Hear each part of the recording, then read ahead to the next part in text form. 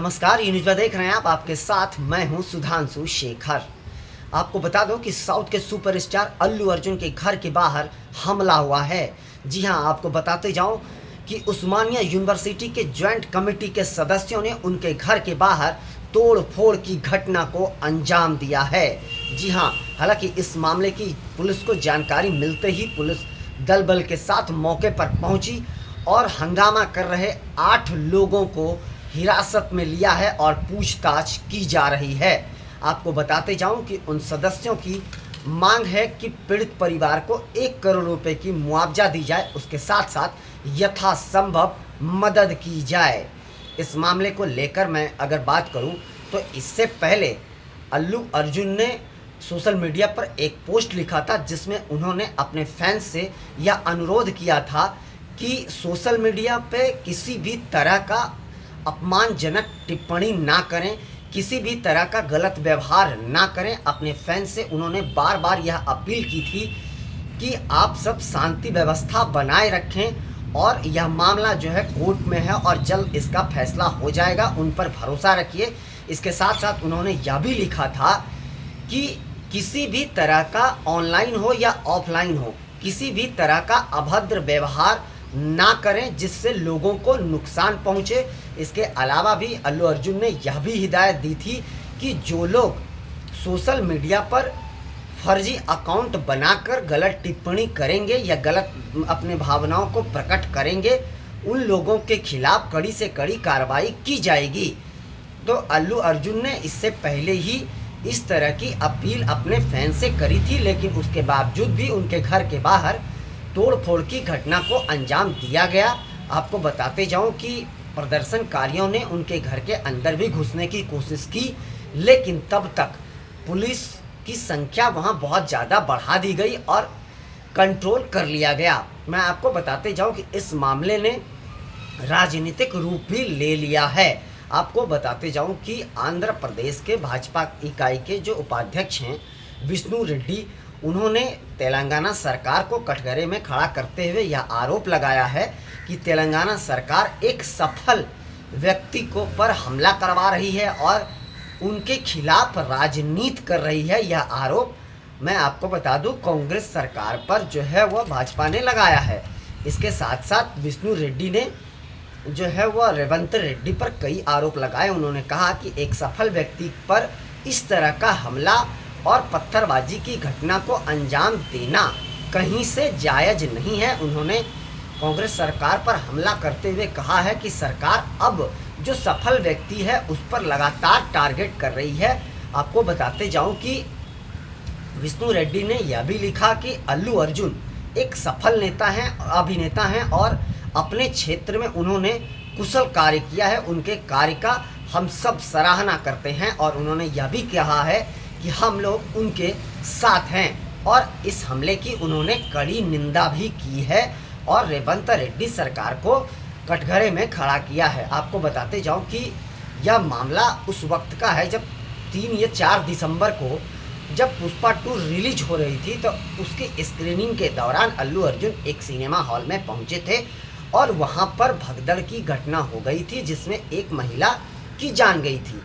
उसके बाद अल्लू अर्जुन को गिरफ्तार किया गया था। हालांकि 1 दिन ही वह जेल में रहे, लेकिन उनके फैंस, हजारों फैंस उनके सड़क पर उतर गए, जिसे संभालना पुलिस के लिए टेढ़ी खीर हो गई थी। फाइनली पुलिस को रातों रात अल्लू अर्जुन को कोर्ट में पेश करना पड़ा और उन्हें जमानत दे दी गई।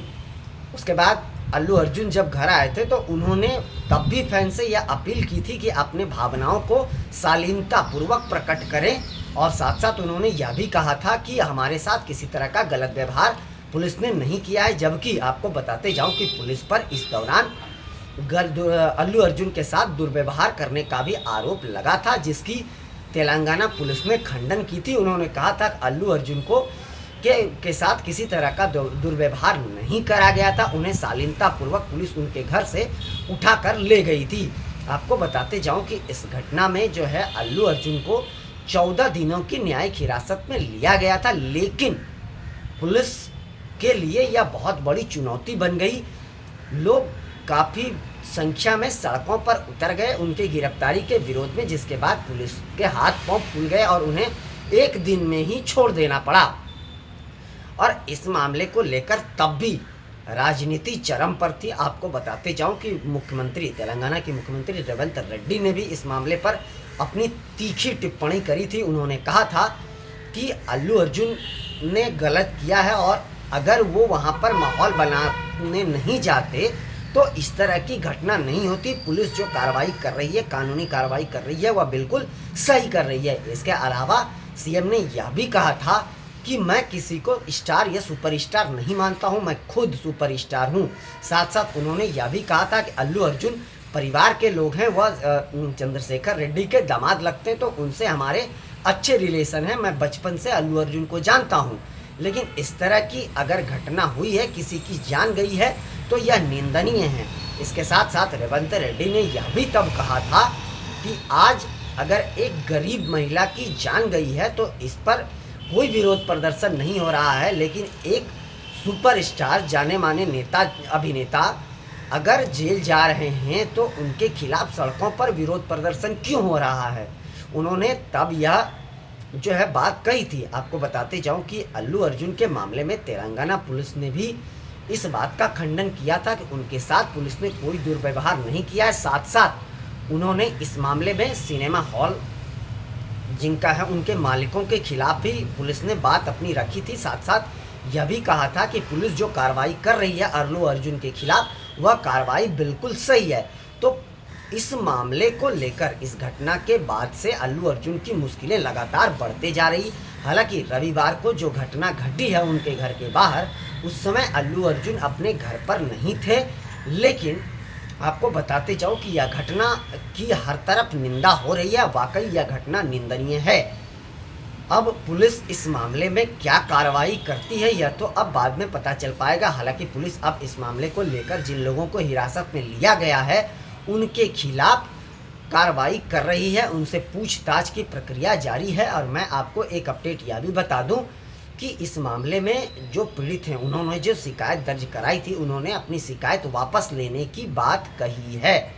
अब इस मामले को लगातार राजनीतिक रंग दिया जा रहा है, राजनीतिक रोटी सेकने की कोशिश की जा रही है।